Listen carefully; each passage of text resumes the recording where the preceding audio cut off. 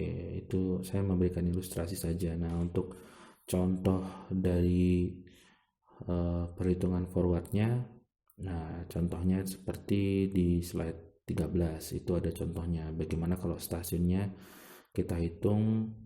Untuk gambar sebelah kiri itu jadi itu saya menggambarkan ada permukaan suatu gunung, ada stasiun di permukaan topografi, dan kemudian yang gambar sebelah kanan itu kalau misalkan kita punya stasiun di atas topografi berupa flat surface atau itu survei airborne magnetic.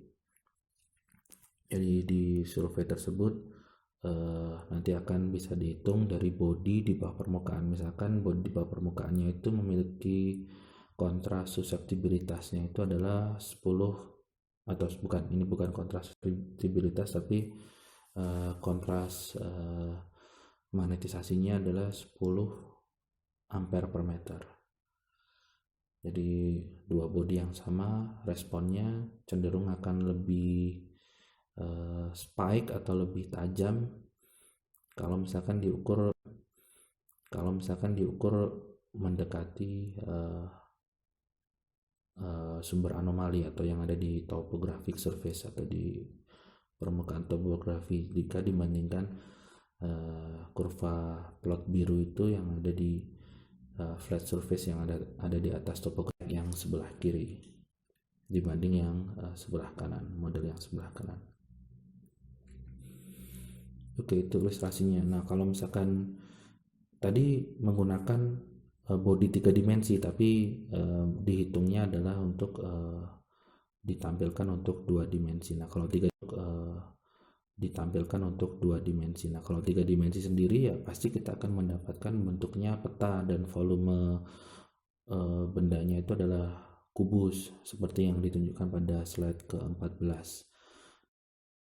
Slide ke-14 itu bisa diperhatikan dari bentuknya kalau misalkan bodinya 3 dimensi. Tapi ini nanti juga sudah sekilas saya tunjukkan contohnya untuk inversi sederhana, tapi saya tidak akan bahas, saya hanya ingin menunjukkan dimensinya adalah 3 dimensi. Oke,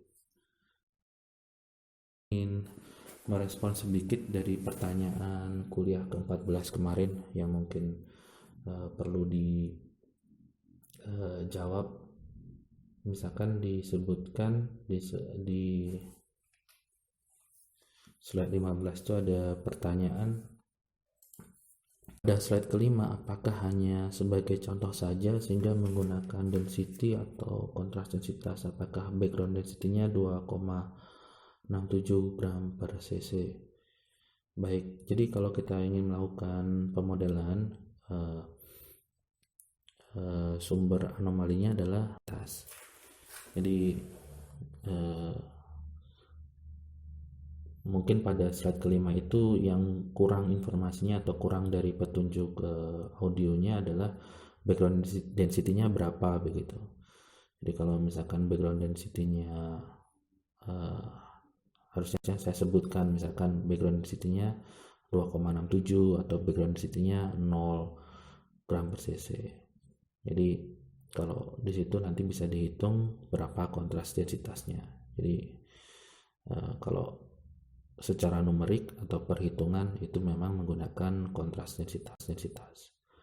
Kemudian pada slide ke-9 terdapat resultan untuk 2 komponen vertikal percepatan gravitasi. Nah, mungkin yang dimaksud dengan resultan itu adalah total atau penjumlahan dari 2 komponen vertikal percepatan gravitasi. Nah, akibat ada 2 benda kan di bawah permukaan di slide 9 tersebut. Kalau di bawahnya ada 10 ya maka dijumlahkan semua 10. Kalau misalkan seperti di slide 13 kalau dilihat itu kan ada kubus. Nah, kubusnya itu jumlahnya berapa? Misalkan ada 100 atau 1000 kubus. Ya, itu berarti dijumlahkan semua 1000 untuk satu titik stasiun pengamatan. Kemudian pemodelan untuk permukaan yang tidak datar, bagaimana dengan nilai theta? Ya tentu saja nanti nilai tetanya akan menyesuaikan. Kalau misalkan topografinya berupa posisi titik ada di suatu bukit atau gunung, maka kemungkinan tetanya akan lebih kecil dari plus minus pi. Ada suatu kasus kalau menghitung sisi poligon yang ada di posisi yang lebih tinggi, dia akan memberikan nilai yang lebih besar dari atau lebih dari plus minus pi. Sederhana mungkin yang bisa saya respon dari pertanyaan tersebut adalah seperti itu. Tangannya bagaimana? Oke, itu yang bisa saya sampaikan. Terima kasih atas perhatiannya. Assalamualaikum.